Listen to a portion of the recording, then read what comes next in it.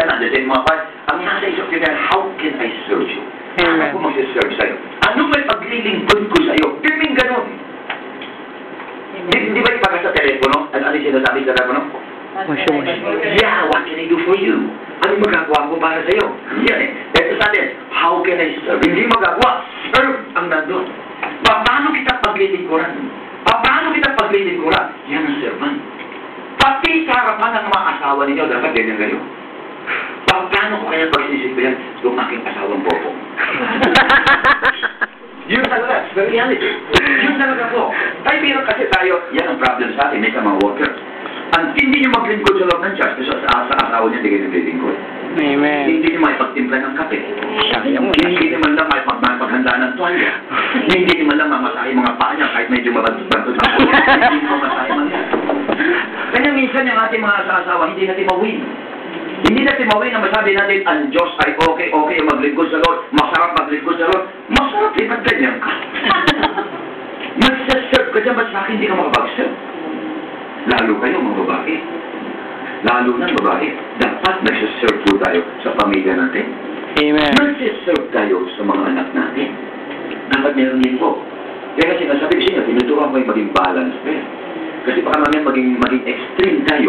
We want to serve the Lord. Hindi mo alam, napapabayaan mo pala. Hindi mo alam, yung asawa mong lalaki, may kuto na pala sa bulo. Hindi ko na, hindi mo nakasikaso. Kaya hindi mo alam. Well, hindi maganda yung gano'n na, pwede mapupulaan po kayo. You're not a servant at all. Hindi ka servant. Pag sinabi servant ka, you must be the servant of all. Amen. Servant ka ng lahat. Hindi servant ka lang dito sa mga congregation mo, o servant ka lang sa nasasakupan mo, o servant ka lang ng kapatiran, o servant ka lang doon sa pastor. Hindi. Servant ka ng lahat. Naunuan niyo ba? Amen. Nandiyan ba kayo? Amen. As a matter of fact, brothers and sisters, pag sinabing president, ang president po ay public servant. Yan, kung titignan natin, prominent people yan, o person. Kung titignan nyo, kahit ang president ng Japan, ang president ng United States, si Bush talagang tinitingala yan. Si Obama talagang tinitingala siya, talagang, pero hindi niya alam, ang talagang trabaho niya, he's a servant. Servant po siya. Tayo mga pastor, servant tayo. Lahat tayo, ang ating trabaho, mag-serve.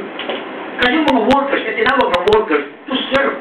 Mag-serve po tayo. Yun ang ating pinaka-aim, yun ang ating pinaka-intention, yun ang ating pinaka-goal. Kaya tayo, bilang mga tayong mga workers, dapat mawawala sa atin yun. Yun ang ating, yun nasa mind natin, I'm a servant, I'm a servant, I'm a servant. Kung sabihin, I'm a pastor, I'm a servant. Kung sabihin, I'm a worker, no, I'm a servant. Servant yun eh. Minsan na-bless ako namin dito kay Mike Bilarte. Sa kanila, tawagan pala, servant eh. Servant of God, servant of God. Totoo, talagang servant.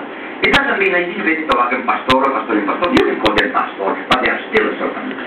I can call you a worker, but you are still a servant. Lahat kayo, mga servant pa rin. At yung servanthood na yun, dapat po mawala sa atin. In the fivefold ministries, kung kayo po'y kabilang sa fivefold ministries na yan, there are apostles and prophets and pastors, evangelists and teachers, lahat ng yan po, servanthood po yan. Although mataas na calling, the highest calling is servanthood. Yun yung sabihin pala nun. Hindi siya, the highest calling is a pastor. Oh yes, the highest calling is an apostle, a prophet, a teacher, an evangelist. That's all true. Pero ibig sabihin nun, the highest calling is, because they are all servants, so the highest calling is servanthood. Yun po ang pinakamataas na calling. Pag sinabing mataas na calling, alila. Amen. Amen. Nandiyan po ba kayo? Amen. Pag sinabing servant, pag sinabing katulong, hindi maganda na dapat. Katulong, helper. Ito, servant talaga ito. Ito yung alila talaga. Ba't walang Amen. Everybody shout amen. Amen. Mga mag-assign kasi pag-workers nito. Always remember that the servant is a giver and not a taker. Amen. Tayo po palming tagabigay, hindi tayo tagatanggap. Tagabigay po tayo. Eh, sinabi ni Paul sa Book of Acts, sinabi niya gano'n, it's more blessed to give than to receive. Yun ay binisabihin, to give service. Kaya tayo po, ang iisipin niyo yun, hindi tatanggapin nyo. Ang iisipin niyo, yung maibibigay ninyo sa mga tao. Ano kaya service na maibibigay ko sa kanya? Ano kaya service na maibibigay ko sa kanya? Kayo, bilang mga pastors kayo, pag kayo, paano ko kayo mapagsisilbihan? Ano maibibigay kong serving sa inyo? Pagpasok na sa loob ng bahay, paano ko paglilingkuhan kayo itong mga anak ko? Paano ko paglilingkuhan itong aking pamilya? Ano may pagsisilbi ko sa kanila kaya? Yan po ang tunay ng mga servant. Amen. Amen. aim of the may ay mag-serve sa iba. Ulitin ko, pag sinabing public servants, pati sa non-believers. Huwag kayo makikipagkagalit sa non-believers. Ako dyan ako nadadali. Amin siya na ito. Minsan lalo na pagka sa mga restaurants, yung waiter suplado ay tinatawag ko talaga, kinagagalitan ko. Pero hindi talaga. Kasi pa, yung siya waiter, ako kumakain. Servant pa rin ako. Huwag niyong aalisin yun sa mind mo natin. Huwag sa tanggalin niyo yung servanthood sa mind natin. Mawawala kayo sa alignment. Mawawala kayo sa ayos, sigurado yun. At hindi kayo magiging workers sa harapan ng Lord, hindi kayo magiging pastor sa harapan ng Lord, dahil wala yung servanthood po sa atin. Amen. Amen. Amen. Okay. Wala naman masama yung bigyan tayo bilang tayo mga nagtitigol tayo sa Lord, binibigyan tayo. There's no problem about it. Pero hindi yun dapat ang inaasahan mo din me. Ang inaasahan mo kung ano man ibibigay mo sa kanila. Ano man ipag-living good ko sa kanila. Hindi ba yung paano kaya maibibigay sa akin ito? Ano kaya ibibigay sa akin ito? Huwag gano'n. Lalo kayo magpapasok, huwag kayo mag-isip na gano'n. Huwag kayo mag-isip na gano'n. Hindi ba sinasabi, huwag niyo akong bigyan. Amen. Alam niyo yung mga turo minsan ng Mr. President, nililinaw yan. Nililinaw yan. Ang ibig sabihin doon, ako, bilang ako servant, huwag mag-intay ng yung isip ko yung bibigyan niyo. What? Ay, alam kong gustong-gusto niyo akong bigyan, pero hindi ko dapat isipin yun. Ang nasa mind ko talaga ay, ano ba ang may paglilingkod ko sa inyo? Ano ba ang magagawa? Mas matter of fact, sabi ko yan. Ngayon, nandito ako, ang aim ko kahapon ma-evangelize mga tao. Ngayon, ang aim ko, matuto lahat ng mga workers ng Lord, matuto lahat ng mga pastor, anong dapat gawin. Yun ang aking aim. Ang aim ko, mag-serve sa inyo ngayon. Na kayo ma-mold ko para sa ganon, maging maayos sa paglilingkod natin sa ating Lord.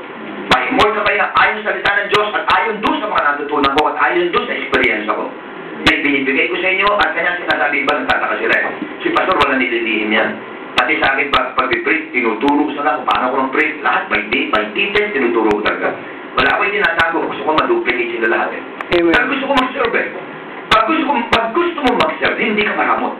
Lahat ibibigay mo dahil gusto mong mag-serve eh. O, nakunawa natin. Walang servant na maramot. Amen. Wala po.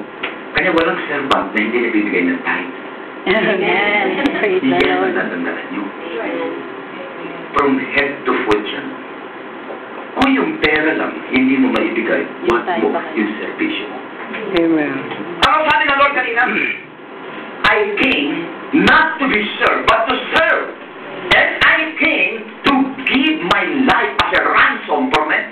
Maparito siya para magbigay eh. Una sinabi niya, para mag-serve. Paano siya unang mag-serve? Ibibigay niya yung buhay niya. Kaya pagdating sa pagbibigay, it is a sort of serving the Lord. Kaya paano mo sabihin, maibigay mo yung buhay mo sa pag-serve sa Lord? Kasi pag sinabi pag-serve, mga brothers and sisters, kasama buhay natin dito. Kasama po. At siya na po buhay natin. Yung tawagin tayo ng Lord para mag-serve sa Kanya, yan ang buhay natin.